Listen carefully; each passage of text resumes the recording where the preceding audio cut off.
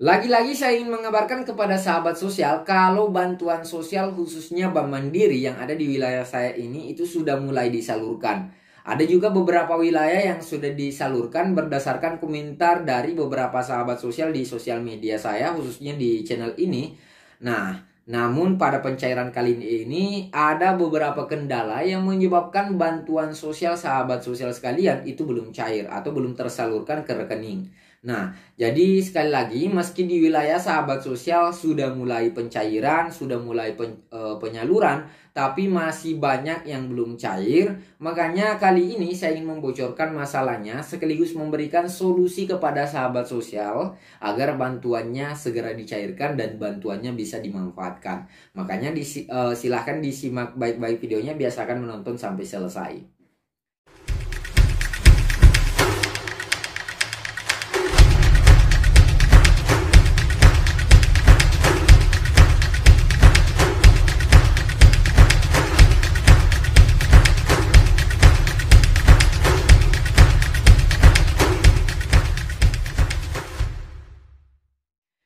Assalamualaikum sahabat sosial. Sebelum kita bahas semuanya, saya ingin memastikan kalau sahabat sosial sudah mengklik tombol like-nya. Untuk kami yang baru gabung, saya ucapkan selamat datang pada channel ini. Dan untuk yang belum subscribe, silahkan di subscribe dulu.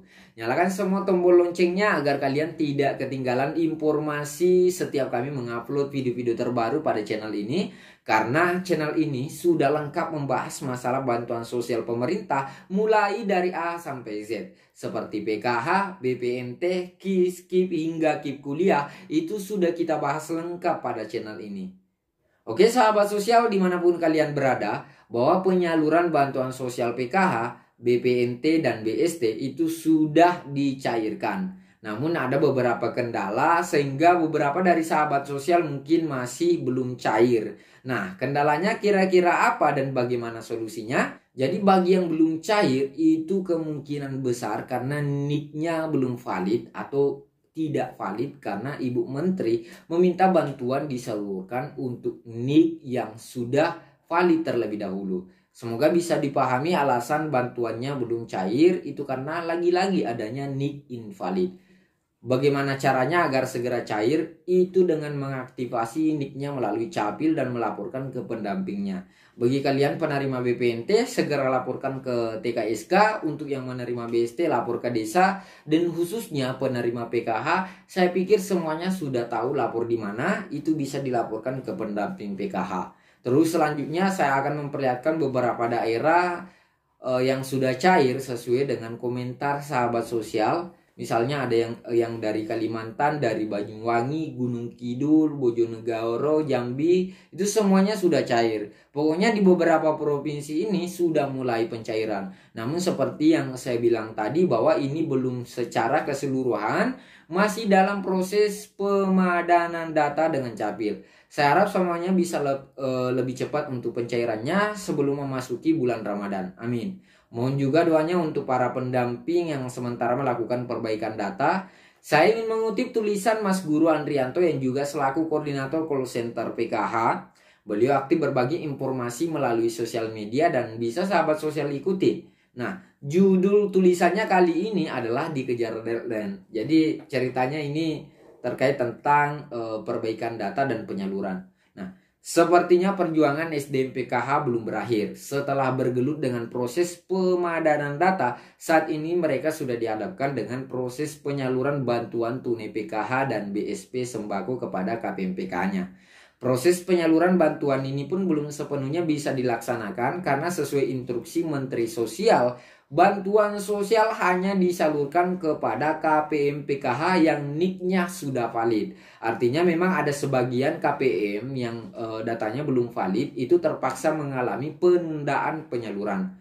Nah, memang jadi sahabat sosial, memang proses pemadanan data penerima bantuan sosial antara DTKS, EPKH, dan SIAG itu bukan pekerjaan yang mudah. Deret 16 digit angka pada NIK harus disamakan karena beda 1 digit saja, maka NIK itu dianggap tidak valid atau invalid. Sementara proses pengerjaannya juga tidak sesederhana yang sahabat sosial kira. Seperti NIK yang sudah identik sama antara yang ada di KK dan KTP.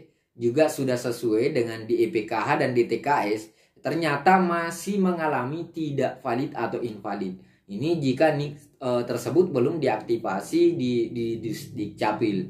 Nah, para SDMPK ini bekerja tidak sendirian. Jadi ada unsur-unsur lain yang juga melakukan proses pemadanan data sesuai dengan program bantuan sosial lainnya seperti TKSK dan operator 6NG di desa maupun di kelurahan. Nah, ritme kerja yang tak berkesudahan layaknya lari maraton pada akhirnya membuat sebagian dari pendamping PKH itu tumbang. Ada yang meninggal karena sakit atau kecelakaan, ada yang sakit dan dirawat di rumah sakit, dan tidak sedikit pula yang menjalani rawat jalan di rumah. Makanya sepertinya mereka sudah mencapai batas kemampuan yang maksimalnya dalam melakukan pekerjaan ini. Jadi saya hanya bisa berharap semoga para KPM PKH tidak banyak menuntut lagi, menyalahkan para petugas yang sudah bekerja siang dan malam menyelesaikan tanggung jawabnya. Mereka tetap manusia biasa yang memiliki keterbatasan waktu dan tenaga. Dalam sempitnya waktu yang mereka miliki antara membagi waktu untuk bekerja dan keluarga, tidak jarang dari mereka mengerjakan tugas tersebut dengan membawa anak, bahkan sampai menidurkan anaknya dalam pangkuannya. Nah, mari kita bekerja sama dalam proses pemadanan data ini. Para KPM ini juga sebaiknya secara aktif dan mandiri ikut andil dalam mutakhirkan data keluarga yang ada dalam KK. Jika memang ada anggota keluarga yang sudah meninggal atau sudah menikah, segera dikeluarkan dari KK. Dan jika ada anggota keluarga yang baru lahir, segera dimasukkan dalam kartu keluarga. Laporkan segala macam perubahan data yang ada pada keluarga masing-masing kepada pemerintah desa maupun kelurahan, atau sahabat sosial bisa laporkan ke SDM PKH supaya datanya bisa dimutakhirkan. Tanpa peran aktif dari masyarakat, khususnya para KPM, proses pemadanan data ini, pemadanan data penerima bantuan sosial ini pasti akan lambat dikerjakan, dan jika ini terjadi maka yang rugi adalah KPM PKH itu sendiri. Jadi kepada kawan-kawan semua ini, khususnya para pendamping sosial, saya sangat menghargai jeripaya kawan-kawan semua. Semoga apa yang sudah dikerjakan kawan-kawan ini tidak sia-sia, tetap fokus pada pekerjaan namun jangan abaikan kesehatan. Istirahatlah jika dirasa kondisi fisik sudah tidak memungkinkan lagi untuk bekerja. Bagaimanapun juga, kesehatan kawan-kawan harus tetap dijaga dan jangan abaikan keluarga masing-masing. Mereka tetap berhak menikmati waktu bersama kawan-kawan meski hanya 2 hingga 3 jam saja. Tetap semangat.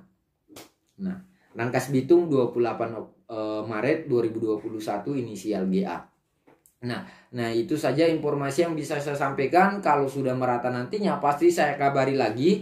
Yang penting sahabat sosial sudah mengklik tombol like-nya sebagai bentuk dukungan sahabat sosial terhadap channel ini.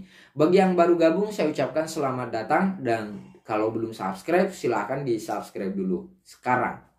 Sampai jumpa. Assalamualaikum.